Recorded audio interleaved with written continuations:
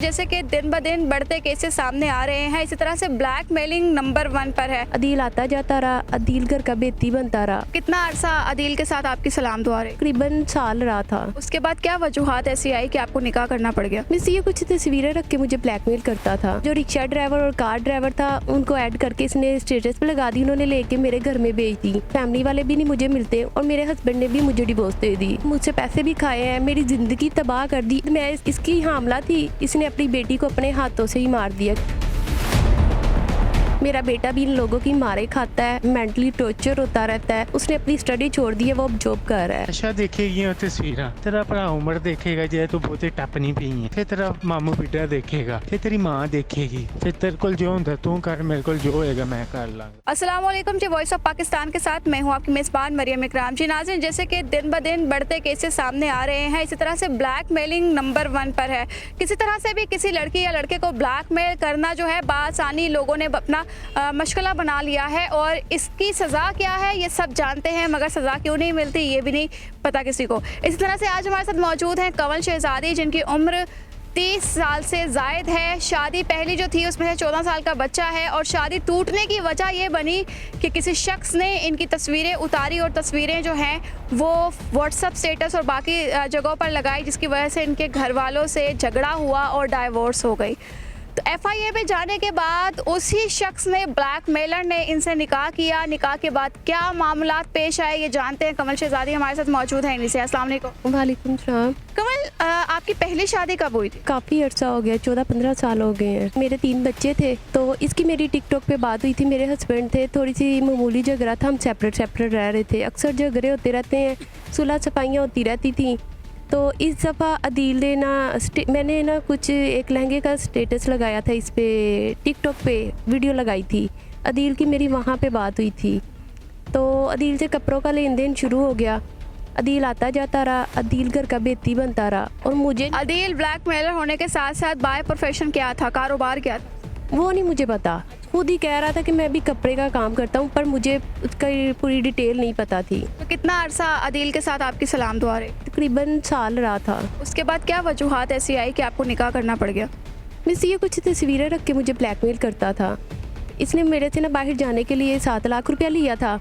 तो 7 लाख रुपए पे ना इसने जब मैं से वो अमाउंट वापस मांगती थी, वो ये तस्वीरें इसने पता नहीं कब बनाई थी, वो रख के मुझे ब्लैकमेल करता रहा। तस्वीर आपकी कैसे बना सकता है? लाइक कहाँ की बनी हुई है, कैसे बन गई वो? मिस वो मैंने अभी तक खुद भी नहीं देखी। इसने वो स्टेटस पे लगाई थी, तो जो रिक्शा ड्राइवर और कार ड्राइवर था उनको ऐड करके इसने स्टेटस पे लगा दी, उन्होंने लेके मेरे घर में भेज दी।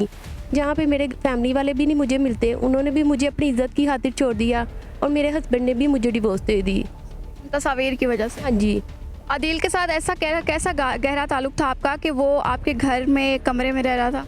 मिस सिर्फ कारोबार की हदूद थी कि जिस तरह के मैं और मेरा बेटा रह रहे थे, तो रेंट आधा आधा करने के रखा हुआ था कि चलो मेरा थोड़ा सा।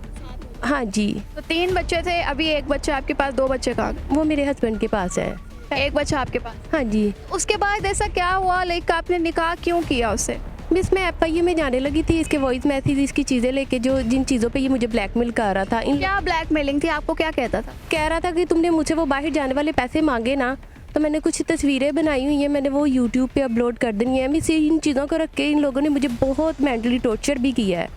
1 साल मेंटली टॉर्चर। सब तो पहले आशा देखेगी ਉਹ ਤਸਵੀਰਾਂ ਫਿਰ ਤੇਰਾ ਭਰਾ ਉਮਰ ਦੇਖੇਗਾ ਜੇ ਤੂੰ ਬਹੁਤੇ ਟੱਪ ਨਹੀਂ ਪਈ ਹੈ ਉਸ ਤੋਂ ਬਾਅਦ ਫਿਰ ਤੇਰਾ ਮਾਮੂ ਬੀਟਾ ਦੇਖੇਗਾ ਫਿਰ ਤੇਰੀ ਮਾਂ ਦੇਖੇਗੀ ਫਿਰ ਤੇਰਾ ਮਾਮੂ ਬਿੱਲੂ ਵੇਖੇਗਾ ਫਿਰ ਤੇਰਾ ਪੁੱਤਰ ਵਸੀਮ ਵੇਖੇਗਾ।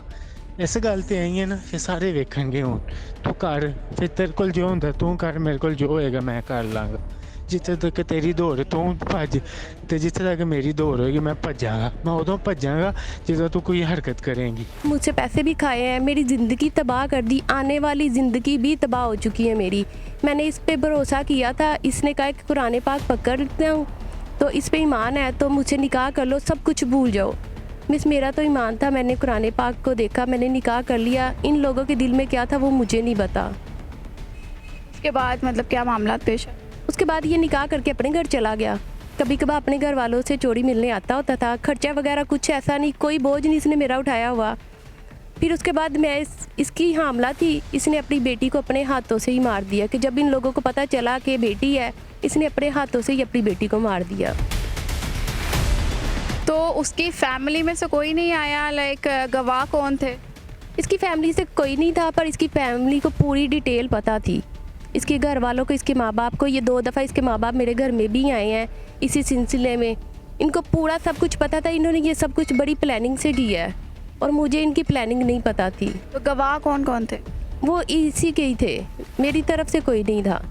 मतलब वही गवाह लाया, उसी ने निकाह किया। जी अभी क्या मामलात हैं कि आप इतना तंग आ चुकी हैं?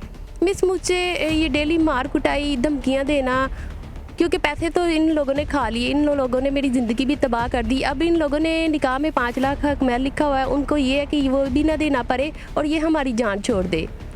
इसी बात को रख के ये मेंटल टॉर्चर भी करते हैं, हाथापाई भी करते हैं, जान से मारने की धमकियाँ भी देते हैं।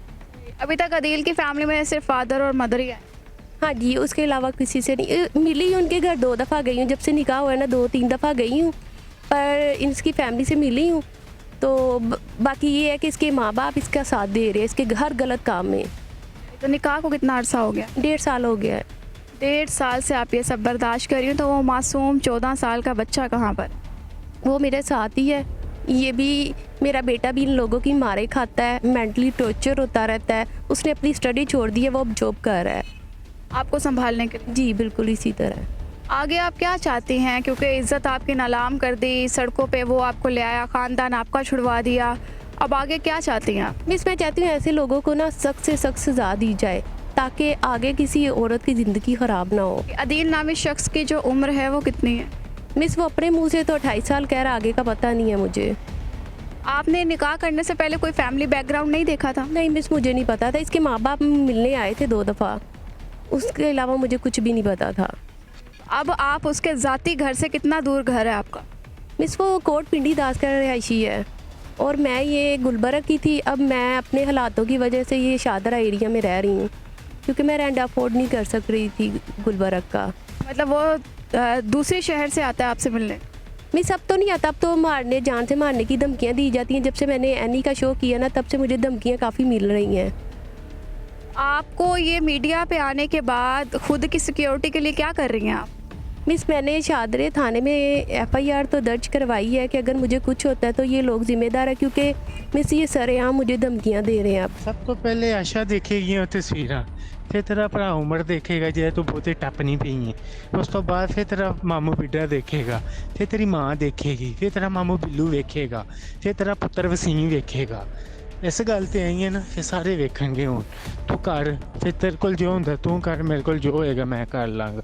ਜਿੱਥੇ ਤੱਕ ਤੇਰੀ ਦੌੜ ਤੂੰ ਭੱਜ, ਤੇ ਜਿੱਥੇ ਤੱਕ ਮੇਰੀ ਦੌੜ ਹੋਏਗੀ ਮੈਂ ਭੱਜਾਂਗਾ। ਮੈਂ ਉਦੋਂ ਭੱਜਾਂਗਾ ਜਦੋਂ ਤੂੰ ਕੋਈ ਹਰਕਤ ਕਰੇਂਗੀ।